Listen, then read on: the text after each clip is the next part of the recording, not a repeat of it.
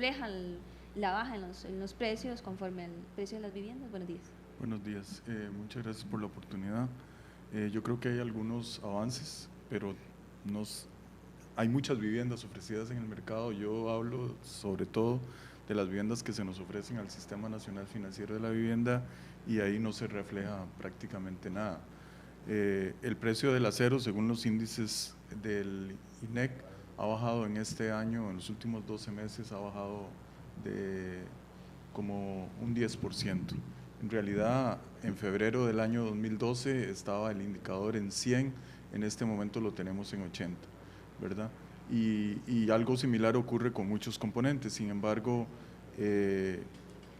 hay explicaciones para eso, en el sentido de que no necesariamente los precios internacionales y algunas indicaciones que tiene el propio Banco Central de que los precios de importación han bajado, no se han reflejado tal vez en el precio que recibe el constructor a la hora de comprar esos materiales. ¿Qué otras materias primas, don Rosendo? Todo lo que tiene que ver con plásticos, todo lo que tiene que ver con hojalatería. Aquí tengo, por ejemplo, inclusive han bajado muchísimo los precios de los aceros, como yo mencioné, los techos, ¿verdad?, que están relacionados a lo mismo, las instalaciones electromecánicas, todos los techos han bajado casi un 32% con respecto a lo que costaban en el año 2012, en febrero del 2012. Entonces, en cierta manera, el panorama de las tasas de interés, que el Banco Nacional en este momento está ofreciendo 8%, ha estado mejorando con respecto al anterior, pero en realidad 8% debería ser como el promedio y no el piso de esas tasas, porque estamos en 0% de inflación. El indicador del INEC que acaba de salir de la inflación, del índice de inflación subyacente, quitando el petróleo, quitando las verduras que suben y bajan, está también en 0. Entonces quiere decir que nosotros estamos entrando a una situación que es común a todo el mundo, porque eso hay que decirlo, no quiero decir que este país es mejor que los otros. Todos los países están teniendo inflaciones bajas, o muchos países, sobre todo los que no han tenido devaluación en sus monedas, y por lo tanto esas tasas de interés considero que están muy altas, ¿verdad? Y no solo yo quien considera eso, lo considera el presidente del Banco Central y muchas otras personas que saben de economía. Respecto a este tema de las tasas de interés, ayer escuchaba a un economista precisamente hablar de esto. Él decía que las condiciones están dadas para que puedan bajar aún más estas tasas de interés. Don Johan Villamil, vocero de CR Casas, ustedes empiezan con Expo Construcción también en esta semana, ustedes van a estar también, supongo, con algún stand ahí. ¿Por qué las personas no están percibiendo, primero, la baja en las tasas de interés, y si las condiciones de los bancos se van a prestar mejor en Expo Construcción? Y segundo, el tema que apunta don Rosendo Pujol específicamente en esa baja de los materiales de construcción, ¿por qué no se ve reflejado, por ejemplo, en la venta de un condominio para una familia pequeña, tal vez? Sí, bueno, en el aspecto del financiamiento es importantísimo, porque la gran mayoría de los costarricenses no tienen ingresos muy superiores a los $2.500, $3.000, los ingresos familiares. Entonces, digamos, cuando la tasa de interés es tan alta, exige demasiado el ingreso familiar, y eso limita a que familias donde existen técnicos medios, donde hay personas tal vez de la clase obrera, digamos, que perciben salarios de 300, 400 mil colones, opten únicamente por préstamos menores a 50 millones de colones.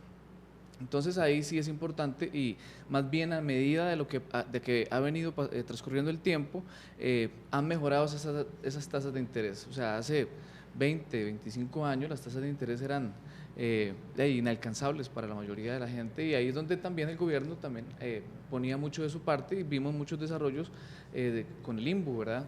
Actualmente esta tasa de interés, la gente al ser en dólares más accesible, pues prefiere el endeudamiento en dólares, que también el gobierno ha luchado precisamente por evitar tener ese riesgo país de tener una tasa de tener una cartera crediticia en dólares, ¿verdad? Entonces sí es importante que el gobierno tal vez estimule el sistema financiero para que reduzca las tasas de interés y de esa manera más familias puedan comprar. Y es precisamente ahí donde viene el hueco, donde familias que vienen con muy pocos ingresos pueden obtener bono, pero familias que ya tienen un ingreso superior a 1 millón, 1,5 millones de colones ya no pueden obtener el bono, ¿verdad? Entonces, Incluso menos. Incluso menos, sí. Entonces, eso por un lado. Por otro lado, sí hay empresas de que se han comprometido con este nicho de mercado y han desarrollado productos muy buenos. Por ejemplo, Rock Construction es una empresa que está desarrollando en Alajuelita más de 1,000 unidades y esas unidades tienen un precio de $65,000, $75,000. Hay empresas también, como por ejemplo Condomío, de que ellos están desarrollando propiedades que van abajo de los $140,000, que si bien es cierto, digamos, es como para familias que ganan un promedio de 1,5 millones de colones, pues gracias a Dios en Costa Rica tenemos muchas familias que tienen ese ingreso, un par de profesionales que ganan cada uno 700, 800,000 colones. Entonces eso es importante también tomarlo en consideración. Ayer vi, por ejemplo, H. Solís está desarrollando una torre donde comienzan los precios en $75,000. Entonces, estas empresas se están dando cuenta de que ya las casas de lujo que se vendían muy bien en el año 2006, 2007, casas arriba de los $300,000, se descuidó mucho este campo.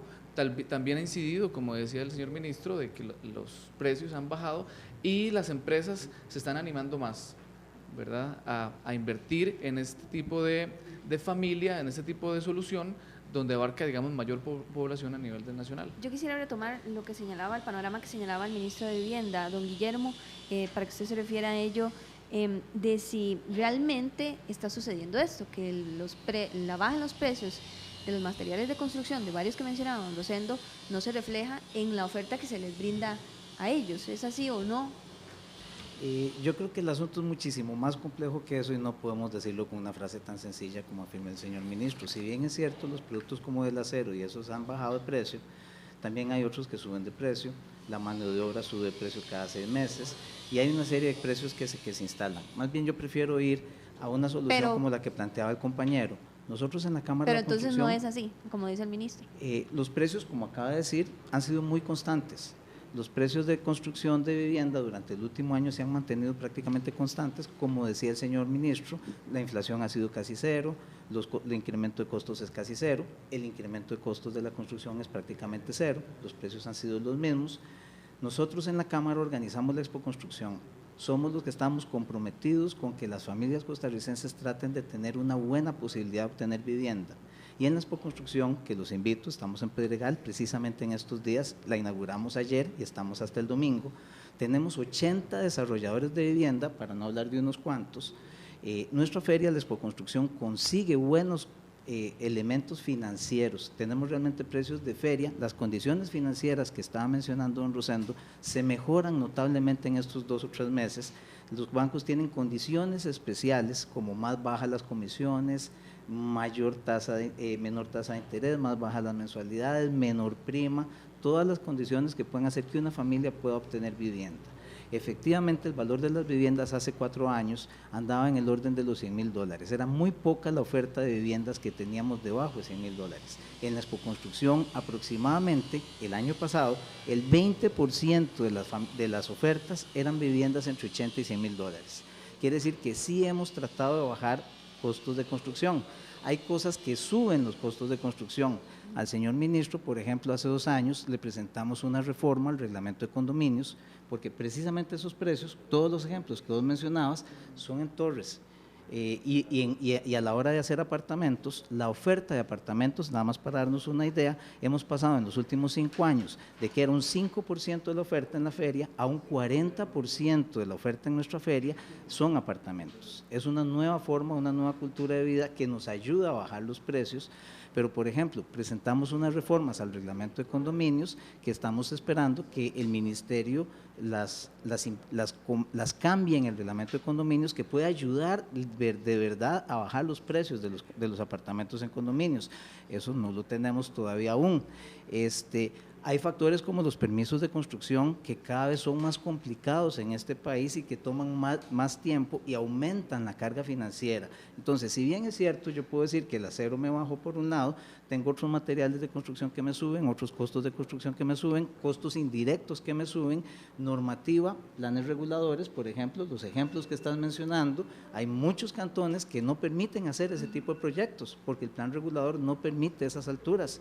Entonces, te limita el valor de la tierra y el valor de la tierra también sube. O sea, son muchos los factores que coinciden como para solo decir que porque bajó el acero hay que bajar el precio de la construcción.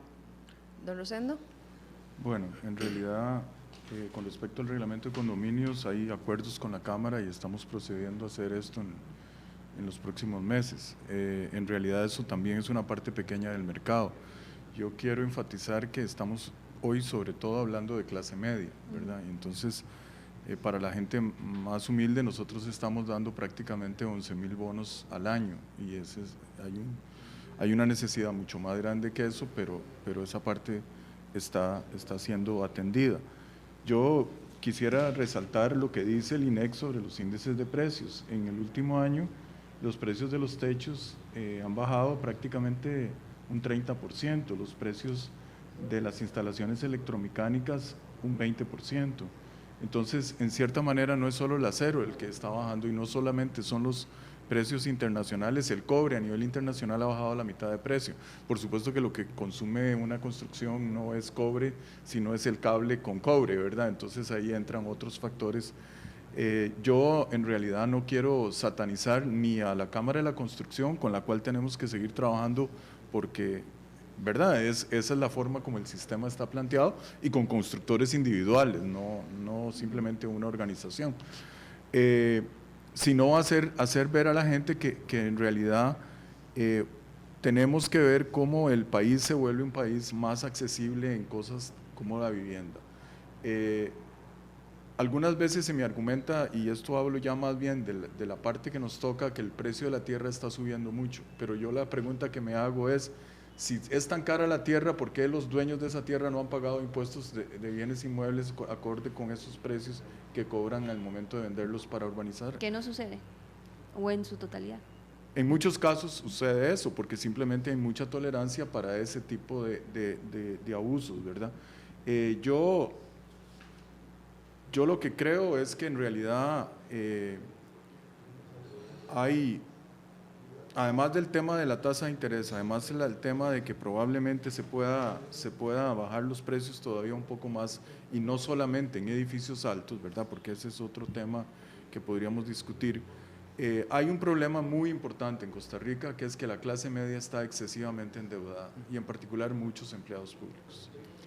Y esto es un tema muy difícil de discutir, pero las personas tienen un ingreso, ¿verdad? Como decía el señor empresario, razonable, pero cuando llegan a las entidades autorizadas a pedir préstamos, simplemente ellos están comprometidos con un montón de cosas, de préstamos y de créditos. Y entonces no son aquí necesitamos una cultura del ahorro para ahorrar la prima, ¿verdad? Necesitamos que las entidades estimulen ese ahorro, pero al mismo tiempo necesitamos que la gente tenga una cultura de saber qué es lo que realmente le interesa la casa o le interesa un automóvil más caro o le interesan un montón de equipos en sus casas, etcétera, ¿verdad? Entonces, en ese sentido, yo creo que el problema es mucho más amplio de los que estamos representados aquí, ¿verdad? Y eso es. Don Rosendo, por ejemplo, con base en esos precios que usted menciona, ¿puede dar un ejemplo de cuánto podría estar valorándose una casa, un precio de una casa en este momento? Es decir, ¿debería estar, no sé, en $70,000, $60,000 para clase media? Para clase media yo creo que $70,000 es demasiado dinero, ¿verdad? ¿Cuánto? Y ese es otro tema que hemos discutido desde que yo entré al ministerio. O sea, en realidad la oferta sigue siendo para clase media alta, no ha llegado a clase media baja, ¿verdad? Porque yo no creo que la gente pueda pagar préstamos de $100,000, o sea, tenemos que pensar en préstamos de $60,000, $80,000, ese es el mercado que lo hay y hay mucha gente que está comprando. En algunas zonas de la ciudad, por ejemplo Montes de Oca, la gente está comprando cerca de los precios que decía el señor, ¿verdad? $80,000, $100,000, etcétera, pero eso es un nicho pequeño, digamos, ¿verdad? En todo caso, yo lo que siento es que, por ejemplo, deberíamos estar vendiendo estacionamientos separados del departamento mismo, deberíamos estar vendiendo apartamentos más pequeños. Ya muchos constructores lo están haciendo. Claro. Yo creo que ha mejorado muchísimo la situación. De verdad, en ese sentido hay que reconocer que la industria de la construcción y los desarrolladores inmobiliarios se han adaptado a un mercado.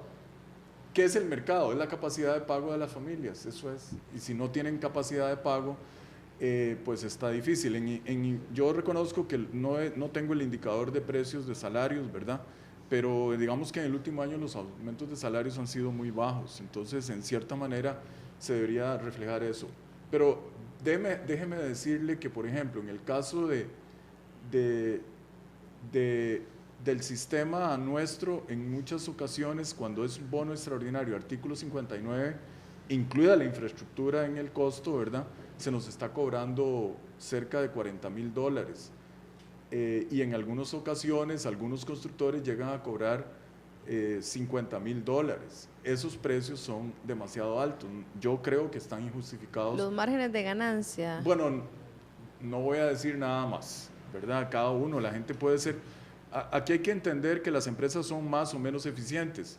Entonces, una empresa eficiente podría ser que tenga un margen de ganancia mayor. Una empresa muy ineficiente ya simplemente no usa bien sus recursos, ¿verdad? Don Guillermo, ¿puede darse o quién podría propiciar esa baja? Y es posible, porque dice don Rosendo que para clase media podría estar entre los $60,000 y $80,000. ¿Es posible eso? ¿Y a quién le correspondería? ¿A los desarrolladores? ¿A qué parte del área constructiva? Y tienen ofertas que no sean solo en torres, que es lo que decía don Rosendo. Es correcto, es que eso depende de muchas cosas. O sea, nosotros como Cámara estamos muy interesados en tratar de bajar los precios. Como dije, hemos bajado precios desde $100,000 hasta $80,000, tratando de buscar un mercado.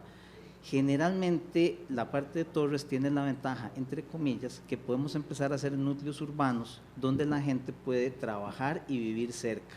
Eso minimiza los costos de transporte de la familia y son los proyectos que tratan ahora de hacerse muchos mixtos, y ahí es donde ayuda la parte de las torres, y es algo que está calando muy bien en la población joven costarricense, porque yo puedo vivir en un apartamento donde tengo mis comunidades, todas mis comodidades, no solo donde trabajo, sino donde me divierto, donde satisfago las necesidades de mi consumo básico, y todo me queda a una distancia cercana. Entonces no tengo que transportarme, podría hasta no tener carro, que eso son cosas que se están viendo en culturas fuera de Costa Rica, como por ejemplo en Estados Unidos, y eso nos ayuda a bajar costos.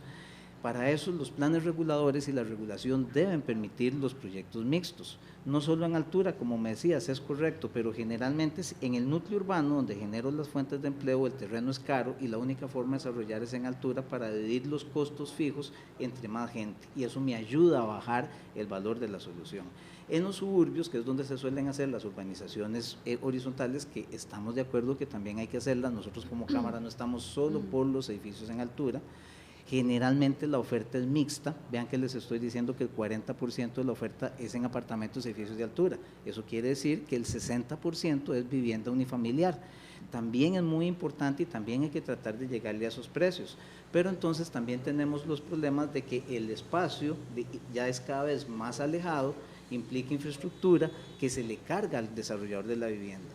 Tanques de agua, carreteras de acceso, plantas de tratamiento, todo eso lo paga el que está pagando la vivienda.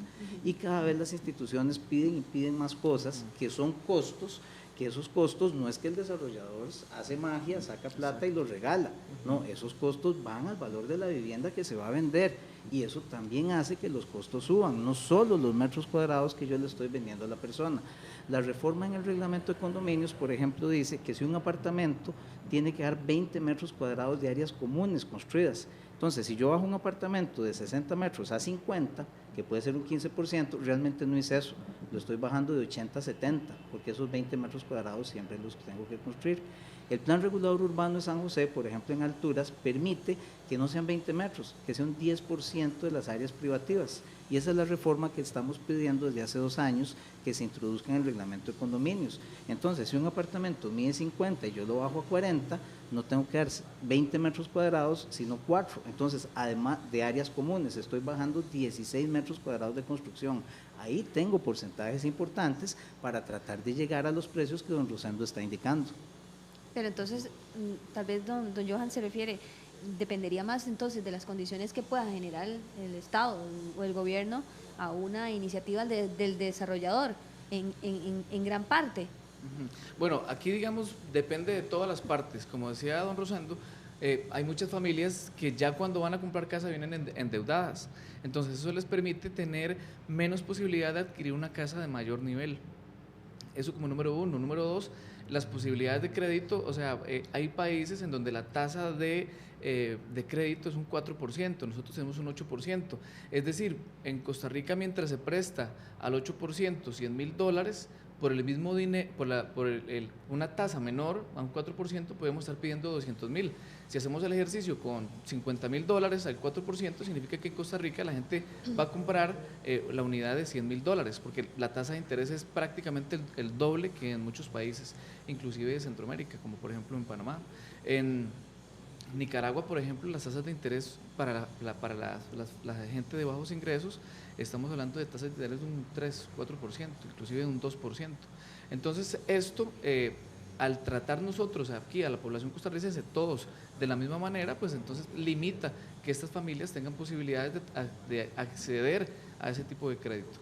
Y como número 3, también a nivel municipal, a nivel institucional, la tramitología, como decía el señor, es engorrosa. Entonces, a medida que va pasando el tiempo, usted tiene que seguir invirtiendo y entonces ese tiempo que transcurre desde el momento en que usted planifica su proyecto hasta el momento en que lo ejecuta, usted tiene que incrementar el precio inclusive un 10, un 15%, muchas veces un 20%, y esa carga financiera se traslada directamente al consumidor. Entonces, un apartamento o una casa que usted tenía proyectado vender, por ejemplo, en $100,000, para decir un número redondo, al final lo termina vendiendo en 120,000, cuando inclusive usted, tal vez como empresario comprometido con la población, quería vender una unidad muy económica, no lo puede hacer porque de algún modo tiene que recuperar la plata y para seguir trabajando, ¿verdad? Don Rosendo. Antes de Denis, tenemos un comentario en redes sociales que nos hace Fran. Dice, la especulación en el mercado inmobiliario es impresionante. Un seguidor de nuestras redes sociales que hace el comentario y lo tenemos en pantalla. Don Rosendo, ¿eso es así? O sea, podría estar generando eso los altos precios. Yo también sospecho, pero mejor no lo afirmo, entonces que los compañeros de la Cámara respondan. Yo quisiera aclarar que nosotros estamos de acuerdo con reformar la ley de condominios. A veces las cosas toman más tiempo de lo que uno quisiera. Creemos que el reglamento de la Municipalidad de San José es apropiado, no se debería pedir más del 10% del área propia del apartamento como área común. Creemos que no se debe pedir tantos estacionamientos como se hace ahora. La ley de condominios fue concebida para gente de clase alta y en realidad no está bien adaptada a muchos de los proyectos. Nosotros realmente no recomendamos condominios para gente de bajos ingresos. Creemos que las complejidades de administrar un condominio son muy grandes y si van a ser condominios verticales, que son inevitables, que sean lo más pequeño posible.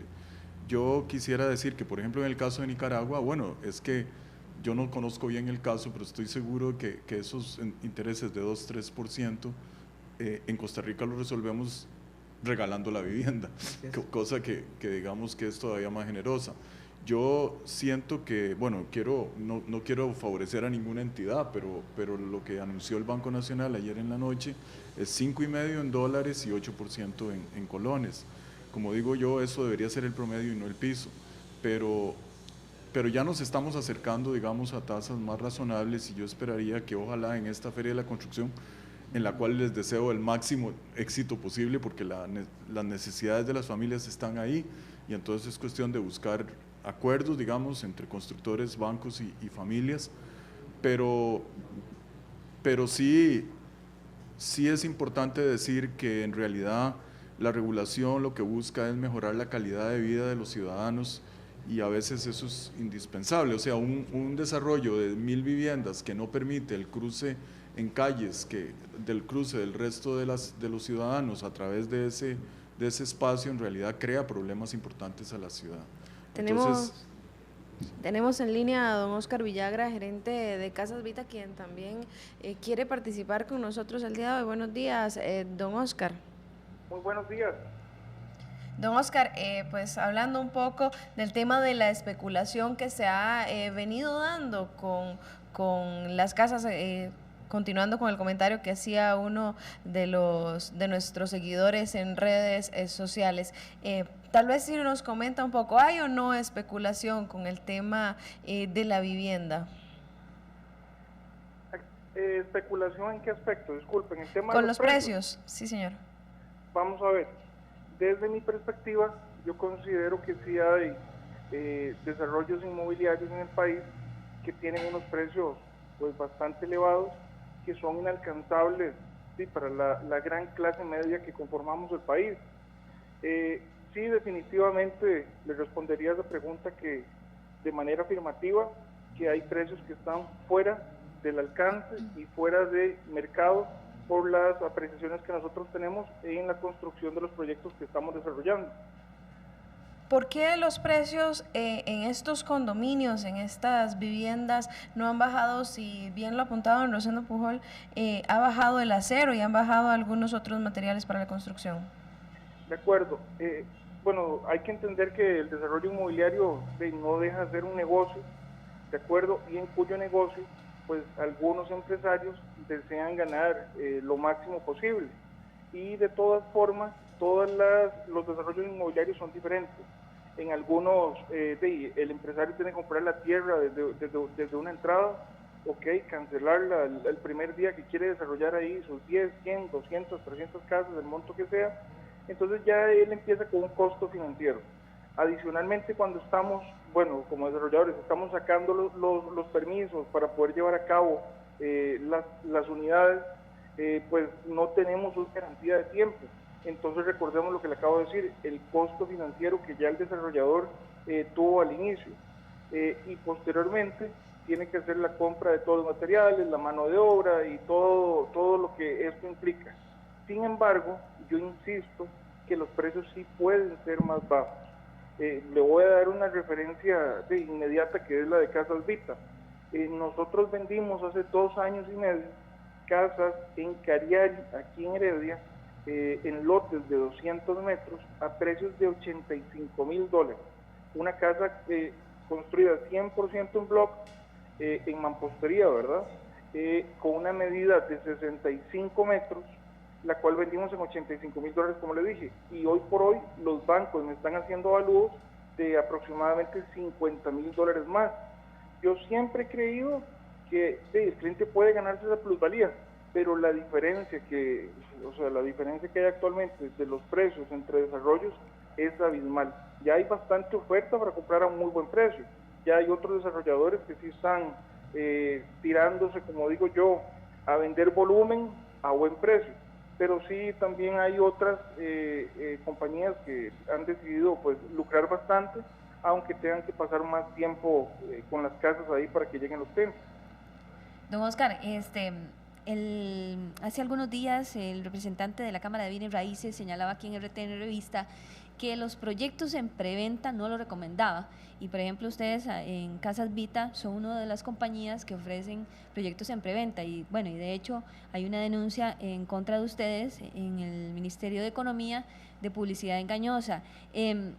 Esos proyectos de preventa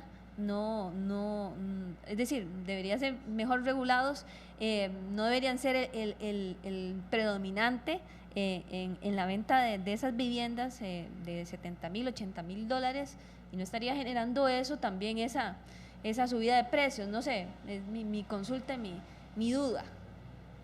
Vamos a ver, el tema de la preventa, a mi parecer, no tiene nada que ver con la subida de precios. Porque es competencia, ¿no?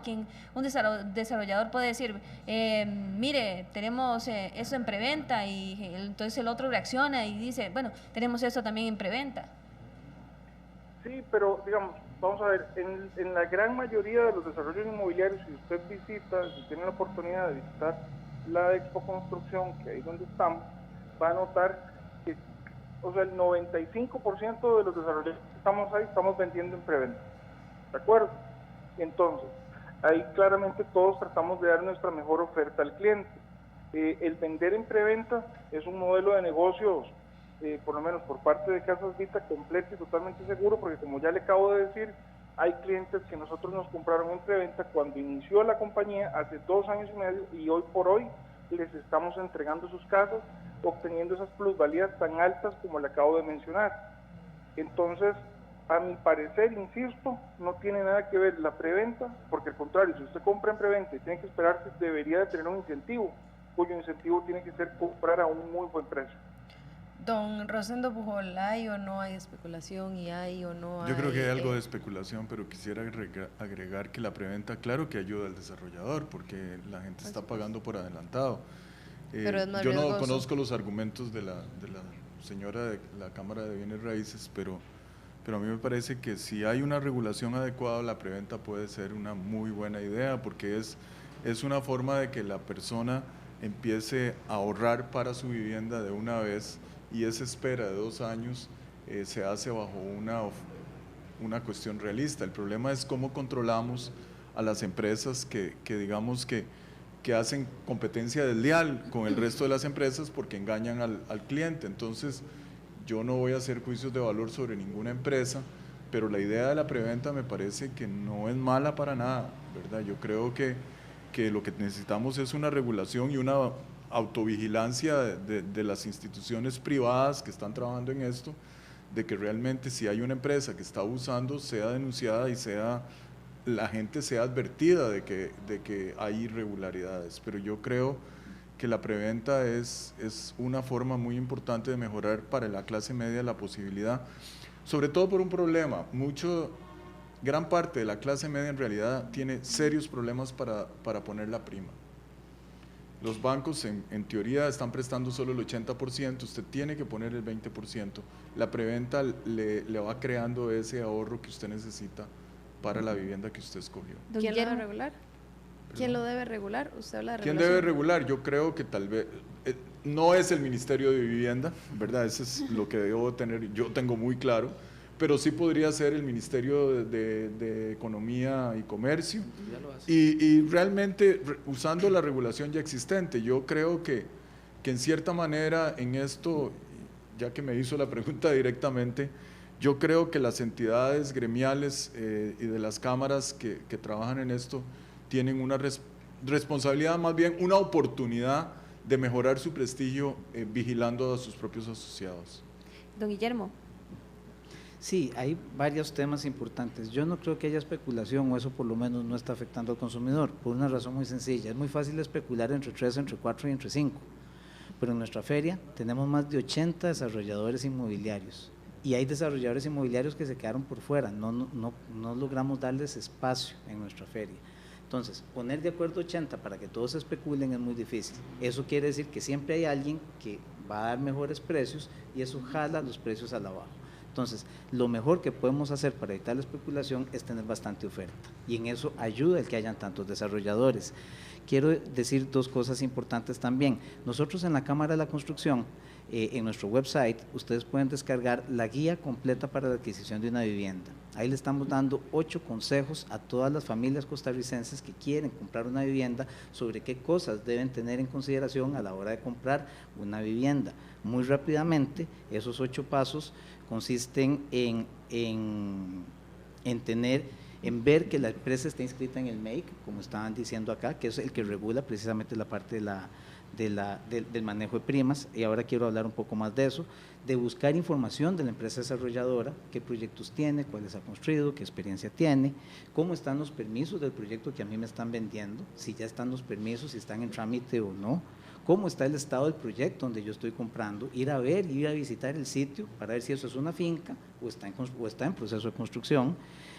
¿Cuál es la información de la empresa que está construyendo? Que no necesariamente es la que vende. Muchas veces una empresa es la que desarrolla el producto y otra es la que construye. Saber cuál es la empresa ¿Eso no que genera está aumentos en los costos? Perdón, don Guillermo. Al contrario, eso abarata porque hace especialización de servicios. El que está diversificación. dedicado al mercado inmobiliario, que es totalmente diferente del de construir, son negocios distintos, se dedica al mercado inmobiliario y el que sabe construir, construye. Y eso lo que hace es abaratar costos. Hay empresas que tienen las dos empresas, valga la redundancia, que hacen las dos cosas, pero incluso las manejan como empresas separadas precisamente para ser eficientes. El terreno de la construcción, donde están los términos y las condiciones de compra. Y ahí es muy importante la preventa, porque si yo hago una casa y la voy a dejar hecha 6 meses para venderla, ¿quién paga esos intereses? Los va a pagar la persona y eso va a subir el costo de la vivienda. De ahí la importancia de la preventa.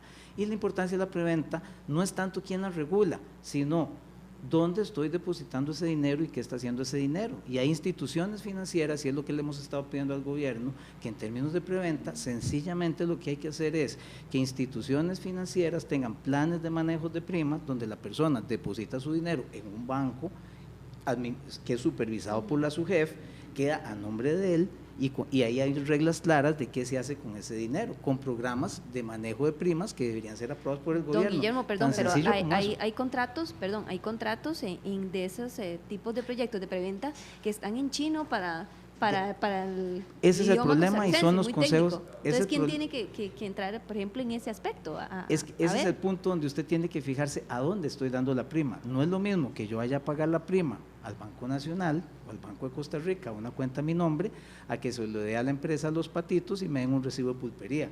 O sea, el punto es dónde estoy depositando esa prima y debemos tratar de que esas primas sean manejadas por bancos, por instituciones financieras, con programas de manejo de primas. O sea, en lugar de ponernos a regular qué hace cada persona con cada pago y que eso va a subir los costos de la vivienda, deberíamos generar instrumentos financieros que le den seguridad al consumidor para el manejo de su prima.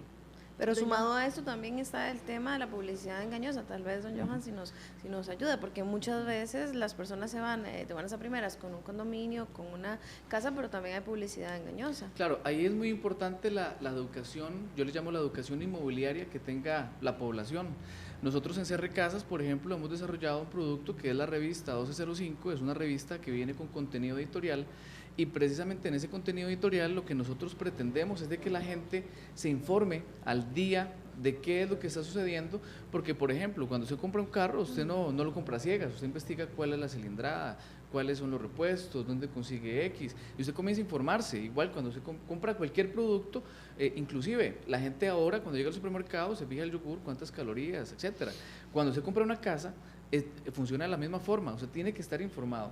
Usted tiene que, si el contrato viene en chino, o sea, pues lo primero que tiene que hacer es, vaya donde un abogado y hágale la consulta de su contrato. Y esa persona especialista le va a decir a usted cuáles son sus ventajas y cuáles son sus obligaciones y cuáles son sus derechos. Pero no hay cultura.